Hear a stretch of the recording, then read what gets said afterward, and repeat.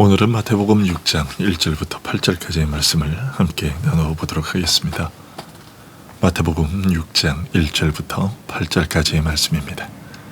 제가 봉독해드리겠습니다. 사람에게 보이려고 그들 앞에서 너희 의의를 행하지 않도록 주의하라. 그리하지 아니하면 하늘에 계신 너희 아버지께 상을 받지 못하느니라. 이러므로 구제할 때에 외식하는 자가 사람에게서 영광을 받으려고 회당과 거리에서 하는 것 같이 너희 앞에 나팔을 불지 말라. 진실로 너희에게 이르노니 그들은 자기 상을 이미 받았느니라. 너는 구제할 때에 오른손이 하는 것을 왼손이 모르게 하여 내 구제함을 은밀하게 하라. 은밀한 중에 보시는 너의 아버지께서 갚으시리라. 또 너희는 기도할 때에 외식하는 자와 같이 하지 말라.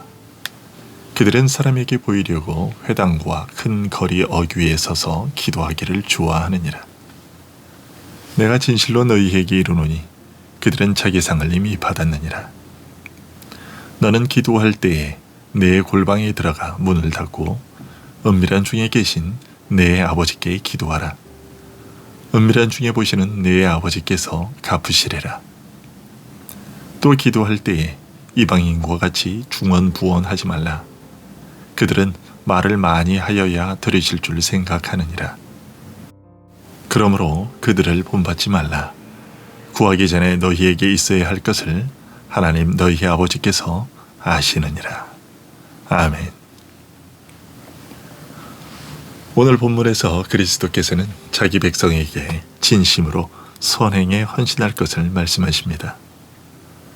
즉 사람에게 과시하기 위해서 또는 사람들에게 칭찬을 듣기 위해서가 아니라 순수한 마음으로 하나님을 바라보는 가운데 옳은 일을 행하려고 애쓰라는 것입니다. 이것은 우리에게 아주 필요한 요청인데요. 왜냐하면 온갖 미덕을 행할 때 가장 두려워해야 할 것은 거기에 야심이 개입되는 것이고 사람들로부터 칭찬을 받을 만한 일들이 야심 때문에 훼손되고 더럽혀지는 경우가 비일비재하기 때문입니다. 그리스도께서는 이런 사실을 구제를 예를 들어 알려주고 계십니다. 유대인들은 사람들이 많이 모이거나 왕래하는 사거리나 공공장소들에서 가난한 자들에게 구제를 베풀었는데 그런 행위 속에는 분명한 과시욕이 개입되어 있었습니다. 왜냐하면 그들은 많은 사람들이 그들의 선행을 볼 수 있게 하기 위해서 사람들이 많이 모이는 장소를 택했고 그것도 성에 차지 않아 나팔을 불어대기까지 했습니다.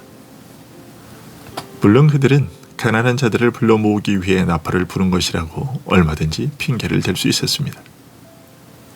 하지만 그들이 사람들로부터의 박수갈채와 칭찬을 바라고 그렇게 했다는 것은 너무나 뻔한 일이었습니다. 우리가 사람들의 눈을 의식하는 가운데 선행을 하면 그것은 우리의 삶을 하나님이 판단해 주시고 인정해 주실 것을 기대하고 행하는 것이 아닙니다. 그런 이유로 그리스도께서 이런 식으로 자기 자신을 과시하는 자들은 자기 상을 이미 받았다고 말씀하시는 것은 지극히 당연하다고 할 수 있겠습니다. 그런 헛된 것에 눈을 돌리는 자들은 하나님을 바라볼 수 없기 때문입니다. 동일한 이유로 헛된 영광을 구하는 모든 자들은 외식하는 자들이라 불립니다. 외식하는 자들이라는 이름은 원래 세상의 일반 저술가들이 연극 무대에서 연기하는 자들을 가리켜 부르던 말이었습니다. 그런데 성경에서는 이 명칭을 두 마음을 품고서 진실하지 않은 자들에게 적용했습니다.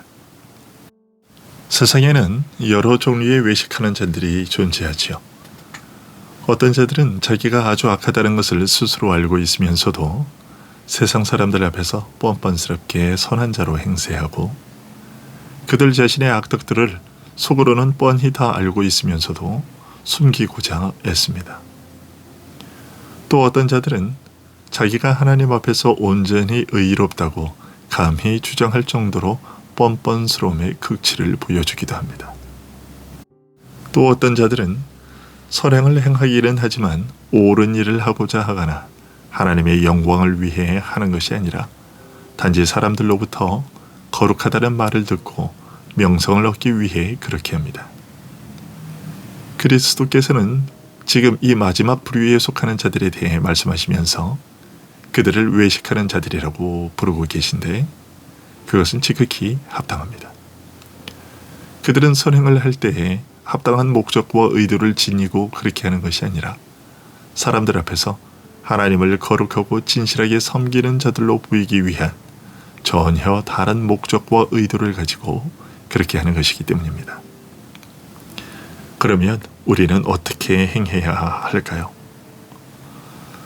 주님께서는 오른손이 하는 것을 왼손이 모르게 하라고 하십니다. 즉, 우리가 하나님만을 우리의 유일한 증인으로 삼는 것으로 만족하고 하나님께 순종하는 것을 아주 간절하게 원해서 그 어떤 헛된 것에 의해 우리가 떠내려가거나 표류하지 않도록 해야 한다는 것입니다. 하지만 안타깝게도 사람들이 제물을 하나님께 바치는 것이 아니라 자기 자신에게 바치는 일이 빈번하게 일어납니다. 따라서 그리스도께서는 우리가 순수한 양심으로 하나님을 섬길 수 있도록 하시기 위해서 여러 가지 부수적인 생각들로 마음이 산란해지게 하지 말고 오직 합당한 목표를 향해 곧장 나아가기를 바라십니다. 그리하여 우리에게 내 구제함을 은밀하게 하라고 하십니다. 그 어떤 야심도 품지 말고 오직 순수한 마음으로 선행에 전념할 것을 명하시는 것이죠. 그리스도는 제자들이 그렇게 되도록 하시기 위해 그들에게 사람들의 눈을 의식하고 사람들로부터 칭찬을 듣고자 하지 말고 그들이 하는 일들을 오직 하나님이 인정해 주시는 것만으로 만족할 것을 명하십니다. 이런 순수한 마음을 품는다고 해서 형제들의 덕을 세우고자 하는 관심과 열심이 방해를 받는 것은 결코 아닙니다. 그리스도께서는 선행을 하지 말라고 하시는 것이 아니라 단지 과시하고자 하는 마음을 단죄하셨을 뿐이기 때문입니다. 그리스도께서는 이처럼 사람들 사이에서 횡행하는 어리석은 짓, 즉 자신이 행하는 미덕을 많은 사람들이 보아주지 않으면 자기가 헛수고했다고 생각하는 사람들을 향해 하나님은 선행들을 알아보시는 데에 환한 불빛을 필요로 하지 않으신다고 말씀해 주십니다. 왜냐하면 어둠 속에 묻혀 있는 것처럼 보이는 그 선행들이 하나님의 눈에는 환하게 다 드러나기 때문입니다. 그러므로 우리는 사람들의 눈길이 미치지 않고 사람들의 증언을 받지 않는 일은 헛수고라는 생각을 버려야겠습니다. 시편 139편 2절과 3절에서 시인이 노래하듯이 여호와께서는 내가 앉고 일어섬을 하시고 멀리서도 나의 생각을 밝게 하시며 나의 모든 길과 내가 눕는 것을 살펴보시기에 나의 모든 행위를 익히 아시기 때문입니다. 그러므로 그리스도께서 우리에게 우리의 눈을 하나님께 고정시켜야 한다고 알려주시는 이 가르침은 우리 속에 들어있는 야심이라는 고질병을 고치는데 가장 적절한 치료책이 됩니다. 왜냐하면 우리가 그렇게 하기만 하면 온갖 헛된 영광은 우리 마음속에서 추방될 것이고 완전히 사라질 것이기 때문입니다. 이어서 나오는 말씀에서 그리스도께서는 우리에게 우리의 선행에 대한 상이 주어질 마지막 날, 즉 부활의 날까지 인내로서 기다려야 한다고 알려주고 계십니다. 너의 아버지께서 장차 공개적으로 갚아주실 것이라고 하십니다. 그렇다면 그것은 언제일까요? 마지막 날이 동터서 하나님이 어둠 속에 감추어졌던 모든 것을 드러내시는 때가 바로 그때일 것입니다. 이러한 원리는 기도에 대해서도 동일하게 적용된다고 주님은 알려주고 계십니다. 그리스도께서는 제자들에게 올바르게 기도하고자 한다면 골방에 들어가 기도하라고 명령하십니다. 그러나 이 말씀을 문자 그대로 받아들여 회중 가운데서 그리고 모든 백성 앞에서 하나님께 기도하는 것을 하지 말라는 말로 이해해서는 안 됩니다. 오늘 본문에서의 기도에 대한 그리스도의 가르침은 단지 기도할 때에 언제나 하나님만을 바라보라고 하시는 것입니다. 우리가 많은 사람들에게 보이기 위해 기도하는 것보다는 차라리 아무도 없는 곳으로 가서 기도하는 것이 마땅하다는 것이죠.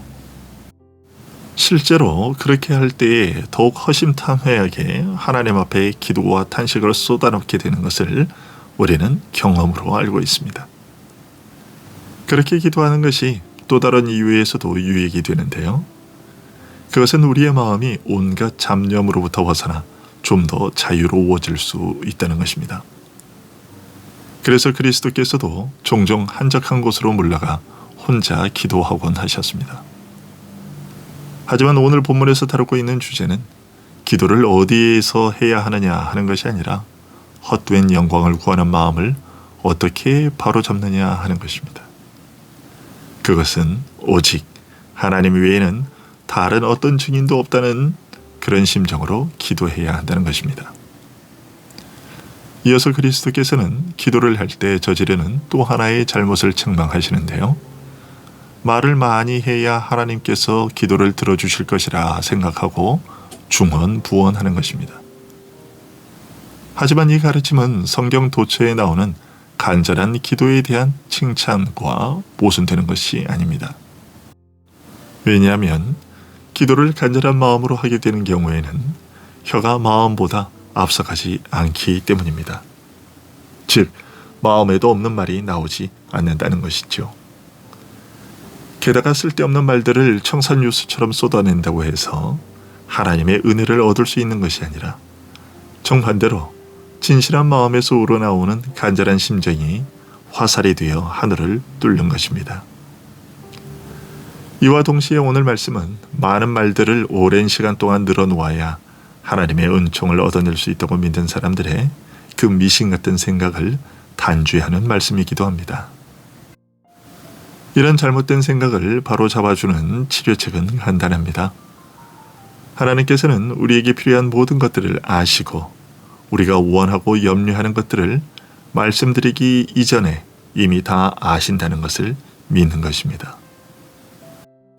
그것을 믿는 사람들은 누구든지 헛되고 쓸데없는 말들을 반복하는 것을 그칠 것이고 자신의 믿음을 발휘하는 데에 꼭 필요한 정도의 시간만큼만 기도하는 것으로 충분하다고 여기게 될 것이며 많은 말을 해야 하나님의 마음을 움직일 수 있을 것이라는 기대를 가지고 미사여구를 사용해 하나님께 나아가는 것을 그치게 될 것입니다. 이렇게 말하면 이런 질문이 생겨날 수도 있습니다. 하나님이 우리에게 필요한 것이 무엇인지 우리가 알기 전에 미리 다 알고 계시다면 굳이 기도를 하지 않아도 되는 것 아닌가요? 하는 것입니다. 하지만 기도의 목적 자체를 알게 되면 이 궁금증은 쉽게 풀립니다. 믿는 자들은 하나님께 그가 모르고 계시는 일들을 알려드리기 위해서 또는 하나님을 부추겨서 그의 의무를 다하시게 하기 위해서 또는 주저하고 계시는 하나님을 강권하기 위해서 기도하는 것이 아닙니다. 오히려 그 반대지요. 믿는 자들이 기도하는 것은 하나님을 찾고자 하는 마음이 자신들 속에서 일어나게 하기 위해서이고 그리고 하나님의 약속들을 묵상함으로써 그들의 믿음이 발휘되도록 하기 위해서입니다. 또한 자신들의 염려를 하나님께 쏟아놓음으로써 그 염려들로부터 벗어나기 위해서 즉 그들 자신과 다른 사람들을 위한 모든 선한 일들이 오직 하나님으로부터만 주어지기를 소망하고 기대하는 것을 분명하게 밝히기 위해서입니다. 한편 하나님은 우리가 구하기 전에 우리에게 온갖 복을 거저 주시기로 작정하고 계시기는 하지만 우리가 기도할 때에 그 복들을 주시겠다고 약속하십니다. 따라서 우리는 이 두 가지 진리, 즉 하나님은 우리가 원하는 것을 미리 아신다는 사실과 우리는 기도를 통해서 우리가 구하는 것을 얻게 된다는 이 두 가지 것을 잘 가지고 있어야 되겠습니다. 오늘도 진실한 마음으로 하나님 앞에서 우리의 삶을 살아갈 수 있는 자들이 될 수 있기를 소원합니다. 기도하겠습니다.